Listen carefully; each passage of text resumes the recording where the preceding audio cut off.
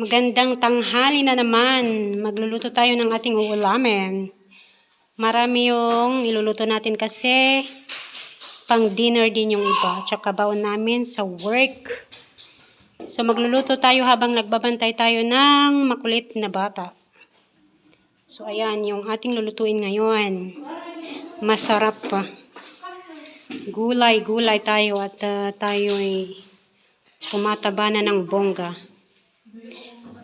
Tapos meron pa tayong pork dyan na pang sahog. Diba? Himayin muna natin, tsaka na tayo magluto mamaya. At ang ingay ni Princess, ang ingay ng aking awaga. Ganun talaga ang bata, maingay. Wala tayong magagawa. So, maghimay tayo. Tsaka mag-slice pa tayo ng sibuyas, bawang at tsaka luya. Okay? So, habang naghihimay tayo, ilagay muna natin tong pork para pagmamantikahan. Para magmantika. Nilagyan ko ng water para maluto muna bago siya magmantika. Hanggang mag-dry yan. Tapos, kusang magmantika para yung mantika niya ang panggigisa din natin mamaya. So, let's go. Ituloy natin maghimay. So, buti andito yung aking assistant. Tinutulungan akong maghimay. Andito na kami sa baba magluto at Diyos ko, super init sa taas at saka maingay yung mga kapitbahay. May maingay kaming kapitbahay na may ginagawa sa house, nagre-repair ata, kaya maingay. So, dito muna tayo sa baba magluto. Nakikita nyo ba yan, yung mga dahon dyan na na-dry? Dahon yan ng guyabano. Ginagawa namin yung tea. Kaya nandyan lang yan. Diba? Yan yung aking magandang taga-video. Tapos, taga-himay. Tapos ako naman dun sa, i-off ko muna at himay. Gawin ko rin yung ating corn. Nag-brown na yung ating pork. Actually, yung pork kanina hinati ko pa yun para may paggagamitan pa kasi ako eh. Gamitin ko sa isa kong iluluto. Takot akong nagtanggal dito sa takip. Pero tingnan nyo, nagmantika siya. Ilagay natin yung sibuyas, luya, tsaka bawang. Takot akong matalsikan kaya ganito muna. Nilagay ko muna yung luya.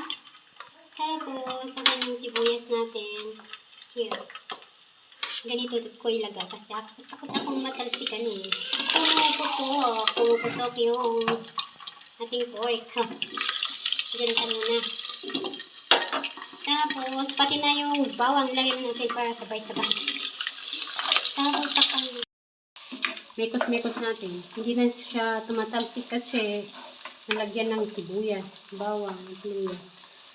Hintayin natin mag-light brown yung ating mga sibuyas, luya, at bawang. Saka natin ilagay kung ano yung saka natin ilagay yung kamatis mamaya.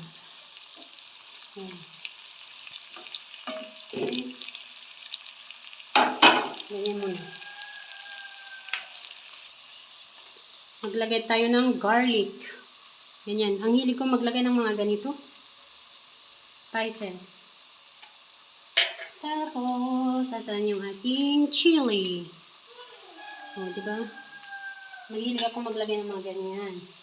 Then, white pepper ground. Ayan. Tapos, Diyos ko, simutin natin itong aking paprika na wala, naubos na. Pero may konti lang. Pero lalagyan ko ng tubig, tapos gaganunin ko, lagay. Diba? Hinagyan natin para mas simot. Mahal kasi itong paprika na to eh. Kaya kailangan simutin pag ganon. Mekos-mekos. Mekos-mekos mo isan. Ayan, malapit nang mag-ano yung mga sibuyas. Gusto kong mag-light brown pa yung ano, bawang. So, balikan natin yan mamaya. Takpan ko nga muna.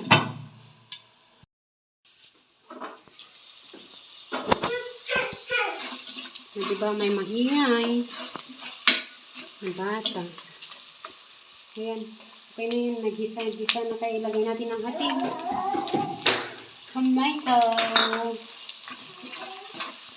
Ang bango naman. Nag-brown talaga yung ano niya. Meat. Tomato. Gisa-gisa muna natin ng 1 minute. 1 minute.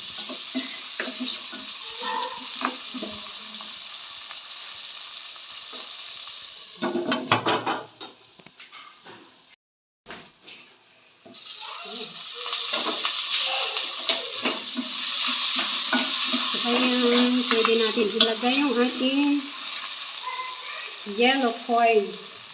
Mas masarap sana pag yung white, kaso nga lang, ito ang meron. Buti nga may nakita kong ganito eh.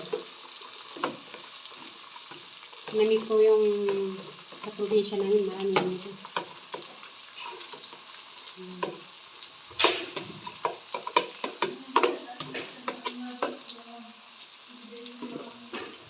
Metos.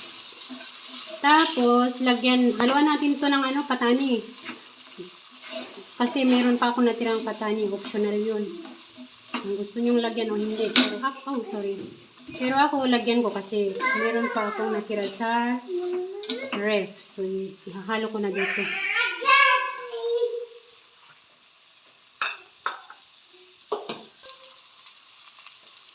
Lagay natin yung ating patani. Optional lang yan. Kasi natira yan kahapon. Sayang naman. Sayang pag hindi siya maluto. Yan. Tapos, lalagyan natin ng tubig. Of course, para maluto. Like,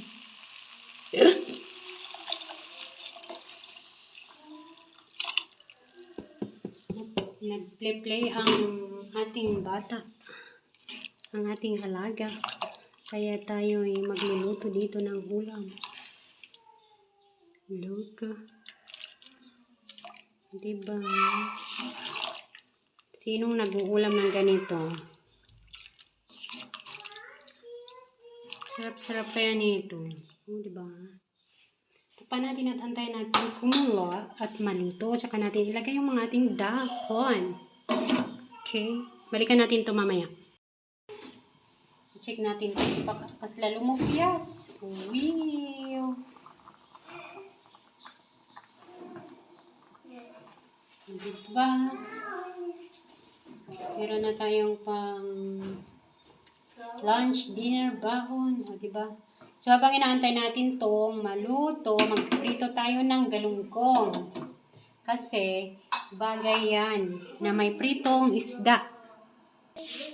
So, ito yung ating priprituhin. Lagyan ko muna siya ng harina or cornstarch para takot talaga akong matalsikan eh. Para hindi siya masyadong tatalsik pag meron siyang cornstarch or harina. Okay. Prito natin itong partner ng ating dinengdeng na corn. Masarap yan pag may partner ng pritong isda. Lagyan natin ng ganyan yung harina or cornstarch para hindi masyadong tatalsik. Uy, bakit maliit ang ating pagkaprituhan? One more. Baka sakali magsiksikan sila. Okay. Silipin nga natin yan. Yung corn. There. Okay. Wala.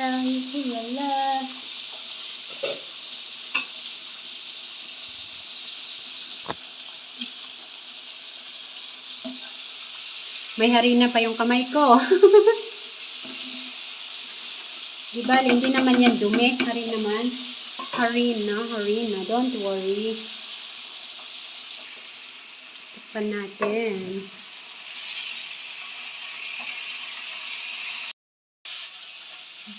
Tuloy natin kung lagyan ulit tong ibang isda ng harina.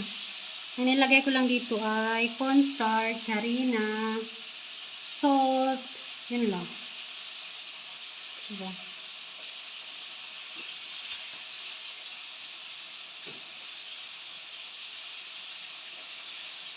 Okay.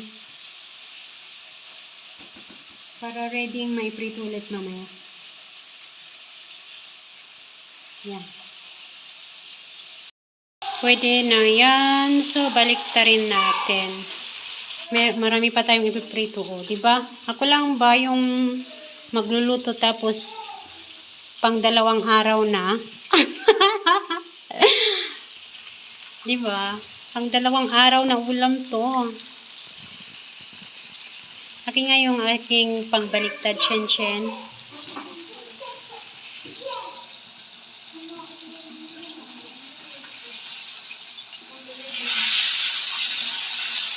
Uy, sobra yung ano niya.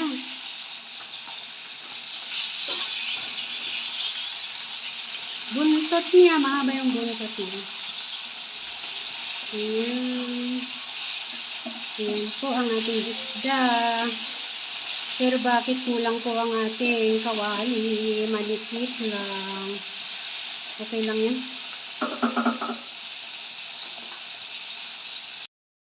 Tapos ito naman, timplahin natin ng asin. Lagyan natin ng asin.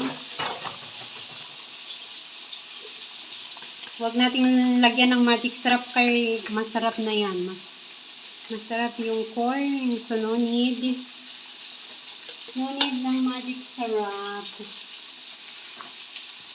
Hindi pa masyadong naluto yung ating yung patani. So, mga 5 minutes pa. Saka natin ilagay yung ating mga gulay. Gulay.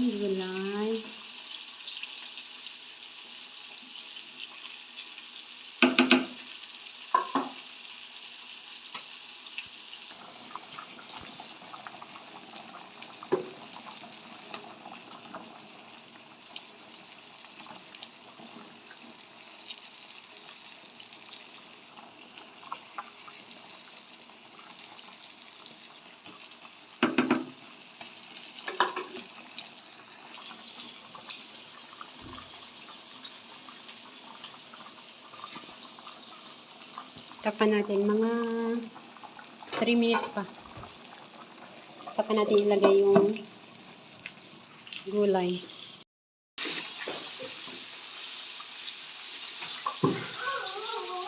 Yung blurred. Tikman natin kung tama yung blurred. tikman natin kung tama yung asin. Kulang ng konti, dagdagan.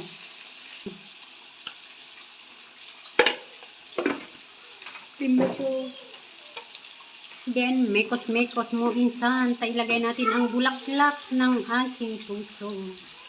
Uy, charot. Charot. Uy. Napaka-delicious naman yan. Lagay natin ang ating bulaklak. Bulaklak pala ng kalabasa. Ayan. Isunod natin ang ating malunggay. Malunggay. Ayan.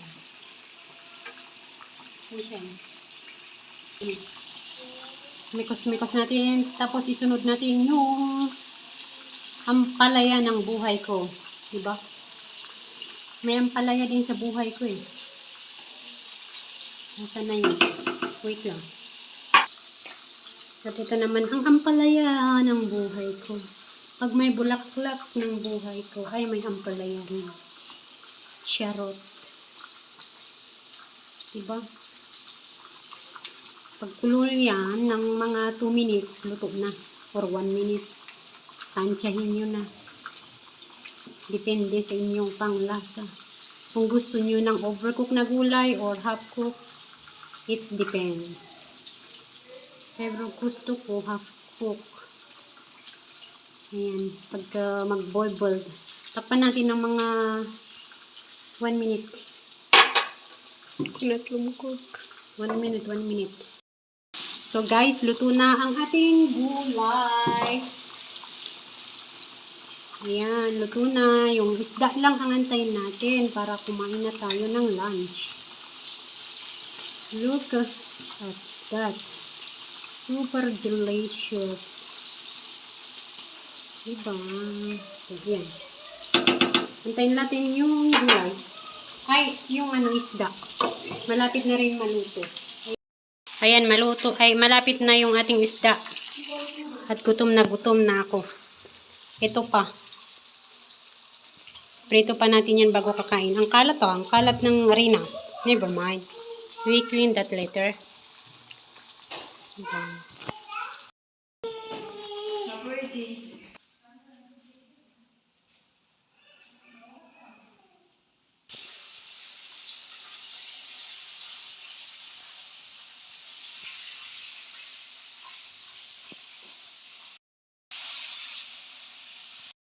Luto na guys, itong isda natin. So, kainan tayo. At ako'y gutom na gutom. Diba? Ang sarap nito, partner, ng ating dinengdeng na mais.